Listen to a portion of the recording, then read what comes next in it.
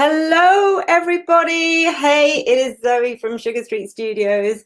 Hello and welcome to this Monday evening. I don't know how everyone else is doing, but it kind of feels like the start of the year again, doesn't it?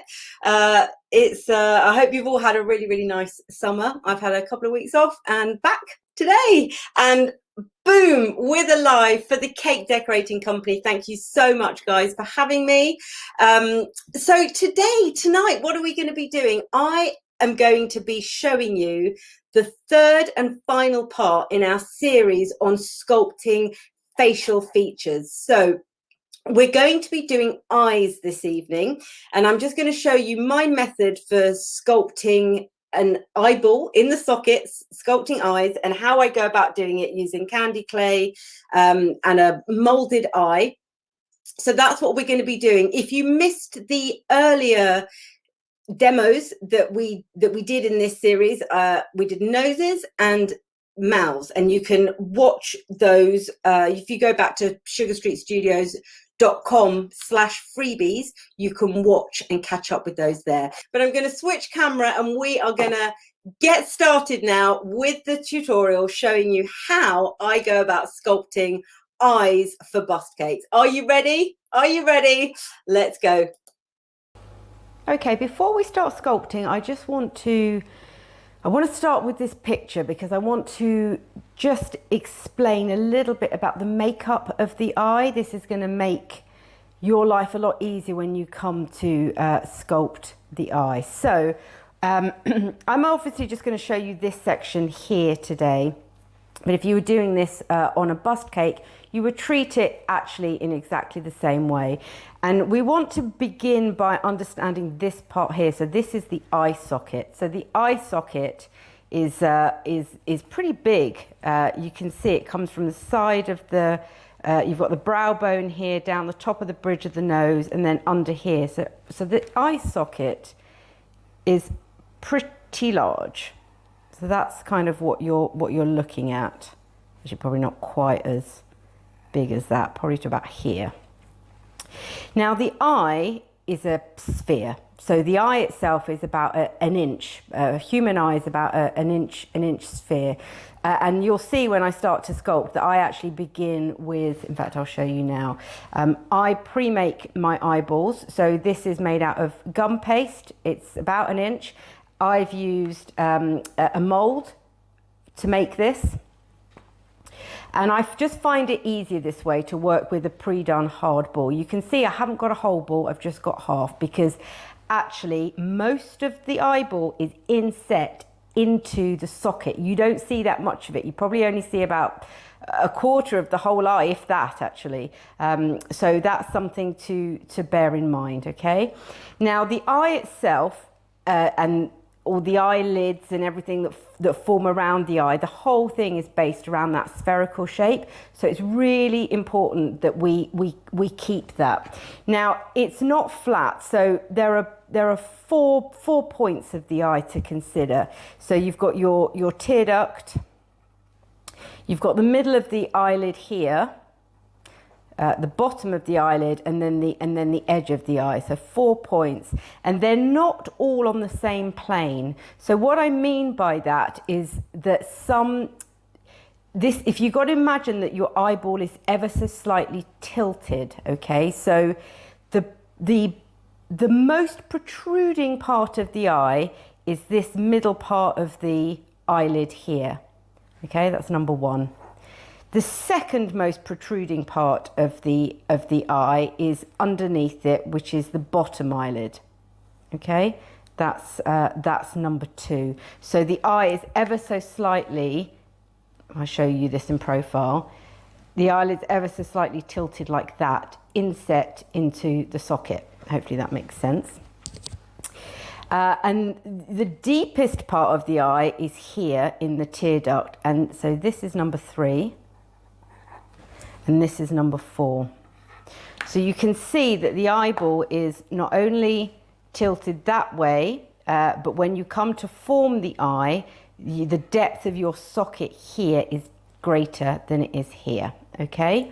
I hope that makes sense. I'm going to show you now how we actually kind of do it in 3D. I am using, there we go, you can see that. I'm using candy clay. So this is our own brand modelling chocolate, which you can get at the Cake Decorating Company. I'm sure that Tori will put a link up for you. I would recommend using modelling chocolate when you're doing any kind of sculpting. I have coloured it using Magic Colours skin tone gel. So this is obviously just to give me a sort of generic Caucasian white skin tone. And for darker tones, I tend to add in Magic Colours chocolate to get a darker skin colour. But I just want to show you the principle of what we're going to do here. So first of all, we want to actually just build up the eye socket. So I'm just going to kind of just roughly create this area. I'm just going to use my Dresden tool, a mixture of my Dresden tool and fingers. If you don't own a Dresden tool and you are beginning to get into cake decorating, this, I would say, is pretty much a fairly essential tool to have.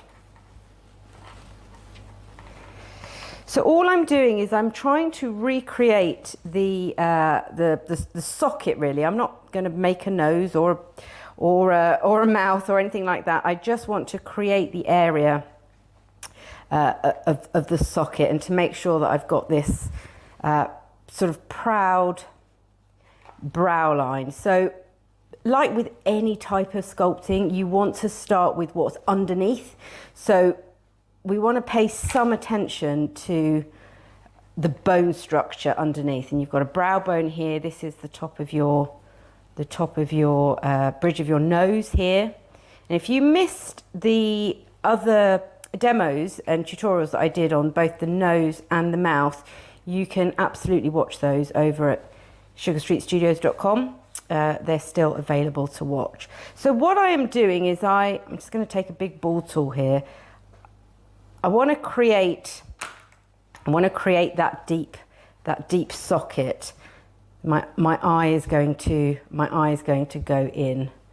I think I might just go ever so slightly deeper.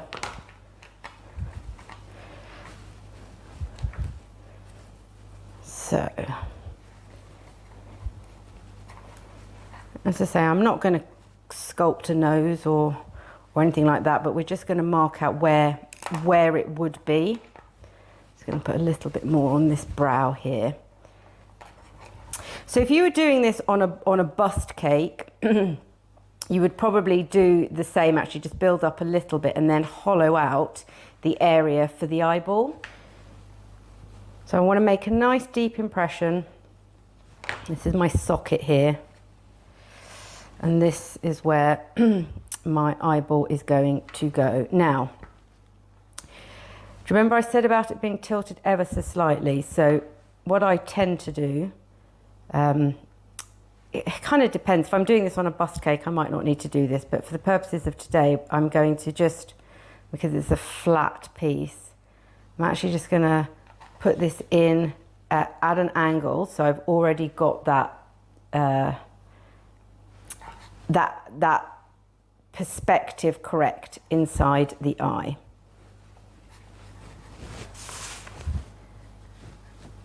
Okay. So as I said before, we actually only see a small amount of the eye. Most of it is inset into the socket. Now I like to do it this way because I find it easier. You could do the whole thing from candy clay, but it's easier to work with something that's hard and sculpt around it because you're not going to endanger pushing it or molding it. Traditionally, a clay sculpture would all be done with clay, but this is how we're gonna do it. So what I want to do is we want to mark out the tear duct and the edge of the eye. So let me just show you this picture.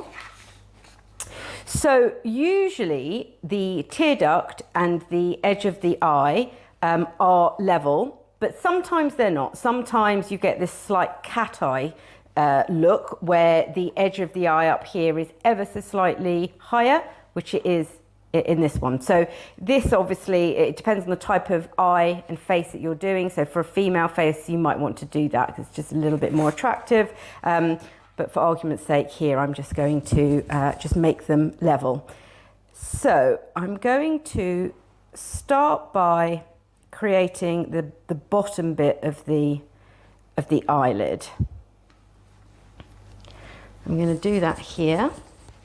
So the tear duct, which will be about here. So when you're doing a bust cake, the tear duct will come, the line of the tear duct will measure up to the edge of the nostril. So if we were doing a full face, that should be a marker for you.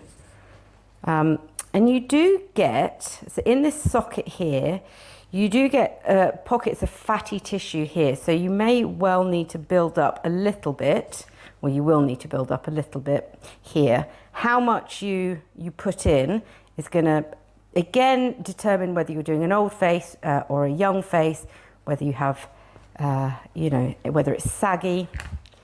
So I'm just going to add in a little bit more.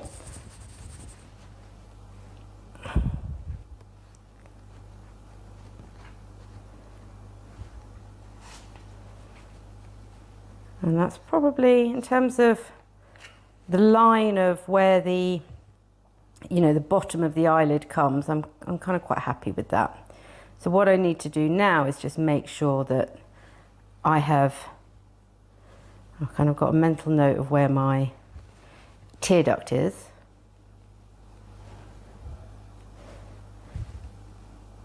And I am doing this in real time, so I just kind of want to show you how quickly it can be done.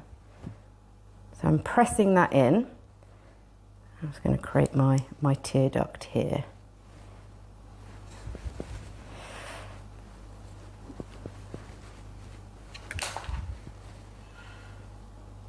Okay, so I know when you have a look at that, I can see that I need a little bit of extra fatty tissue just under this part here.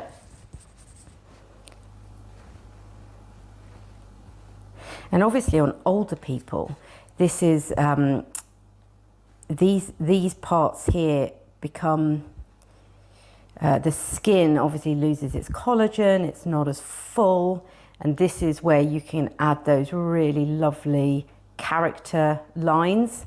If you're doing an older face, this is, under the eye here, you could really kind of go to town. I'm just gonna, yeah, okay, I'm kind of happier with that. So this is the edge of my eye, this is my tear duct here. Okay, so the width of the eye, just as a point of reference, again, if you're doing a whole face, the width of the eye is actually about the same width as your nose from nostril to nostril. And if you were doing a whole face and you measured out a whole face, we normally say as a general rule of thumb that the width of a whole face is the width of 5 eyes. And that's just a really good way to make sure that your whole face is on track, just to, have a look at that. So I think we're kind of okay. I might put in a tiny little bit more of this sort of fatty tissue here that's under the tear duct. In fact, I am going to. So even though it goes in, we do have this padding here.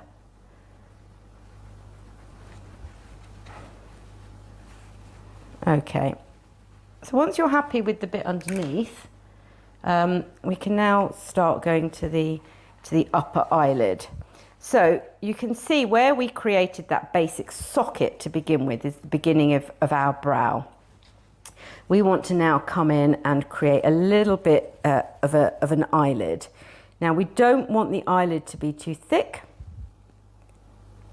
and I'm going to almost certainly have to infill here a little bit. Let's just put one piece in and see how we go.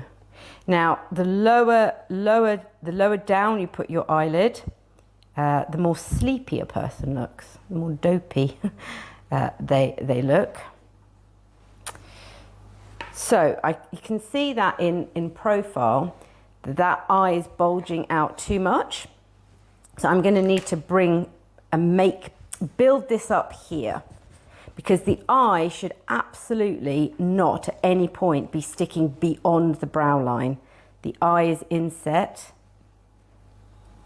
So if your eye is bulging somewhat, the chances are that you haven't actually built up your brow line enough.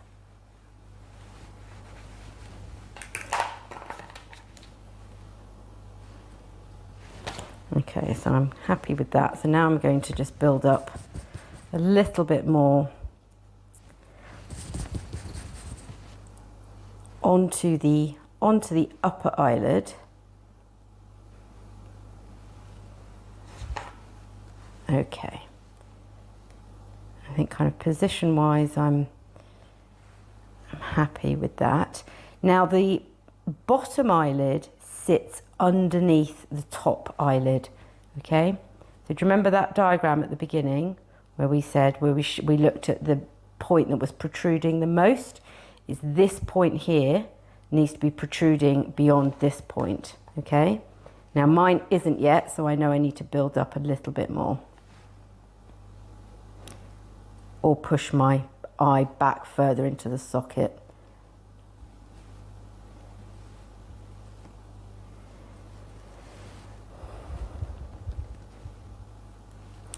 So back to my tear duct, making sure that that is still there. And you'll find with sculpting, I mean, you know, any part really, that things will always move on you. So you may always have to sort of revisit work that you've done. You know, as you're working on something, something else might come, you know, out of shape. Let's just zoom in a little bit more so you can see this.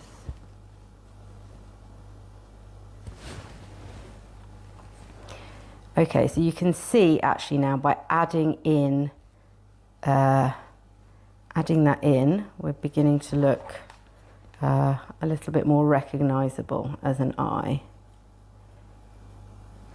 And I need a little bit more thickness, not much. You don't want super thick eyelids. But what I do need to do is I need to build up here. It's still a little bit too deep, the crevice. So I'm just going to build up again. This is my brow line. Because actually the part of this part here of the eyelid, you don't, in truth, see that much of it usually on people. It's only a small amount. So I'm just going to blend that in here. There we go. It's a really, really complex organ, the eye. I think behind, well, it is behind the brain. It's the second most powerful organ in the human body. It processes a huge amount of information. Okay.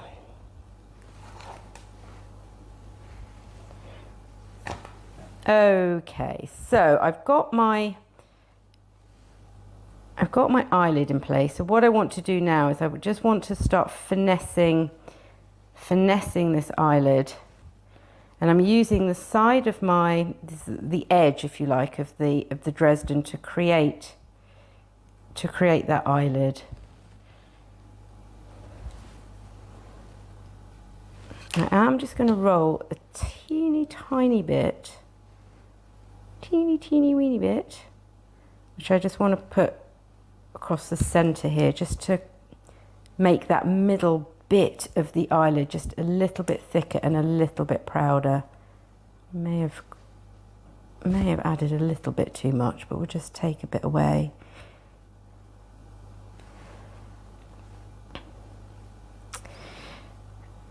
I have to say, I mean, it does have to be said that sculpting faces. There are rules, and once you can learn and adapt some of the rules, it definitely makes it easier. But this is very much a labor of love, and something that does require, you know, a huge amount of practice. I'm just swapping to my smaller Dresden just so that I can get in there. So you can see, right? So the eyeball is a sphere, but we're only really seeing a very, very small portion of it. But the sphere is what's forming that whole shape around the eye and the eyebrow.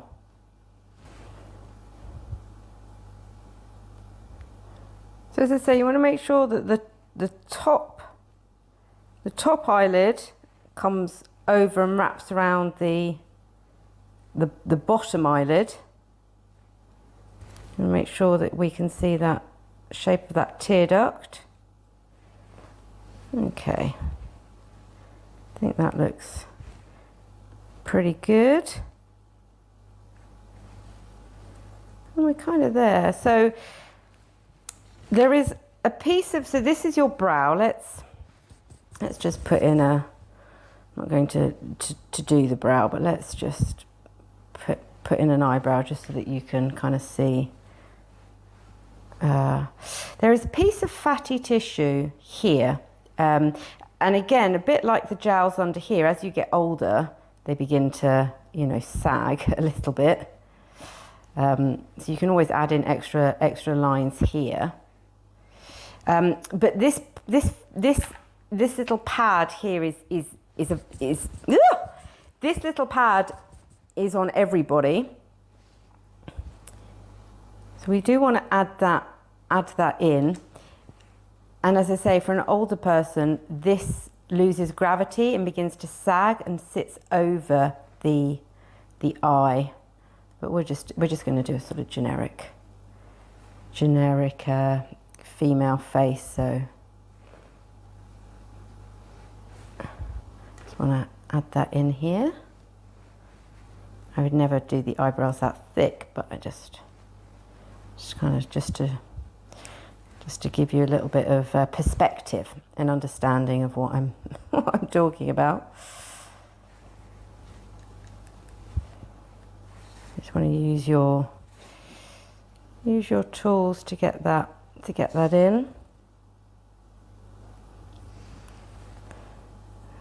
Just playing with that. You see that? You don't make that too big. It's subtle, like with all face sculpting, it's subtle. But just understanding how, you know, the structure underneath the skin is half the battle, and it's going to allow you to, you know, to really help bring your sculpture to life.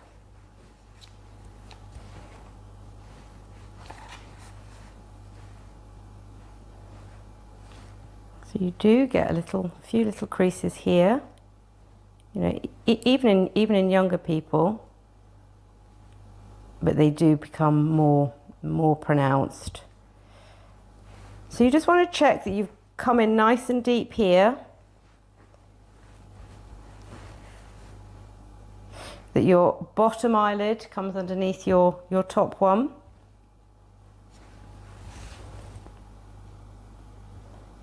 I'm just going to press this in a little bit, just a little thick for my liking. But there we go, in kind of 15 minutes, hopefully you can see the basics of how you can go and create an eye. Now, let's just bring this camera out a little bit. I want to show you this one. So this is an eye that I did earlier, and you can see that what I've done here is I have just added in, we were talking about collapsed, this fatty part here that's collapsed. This is what I've done here, and then obviously you've got those extra deep wrinkle lines and creases, and then those bags under the eye here. So just a few tweaks can take you from a younger eye to an older eye. And then obviously we haven't talked about it, but there is the eyeball itself. I tend to pre-paint my eyes, but you can do them like this and then actually just paint them in situ. And always have a look at reference. So in this, it's very rare that you'll see the whole eye unless someone's got their eyes really wide open. You know, generally you're just seeing some of the iris, so you won't see the top of it. So that's something to bear in mind.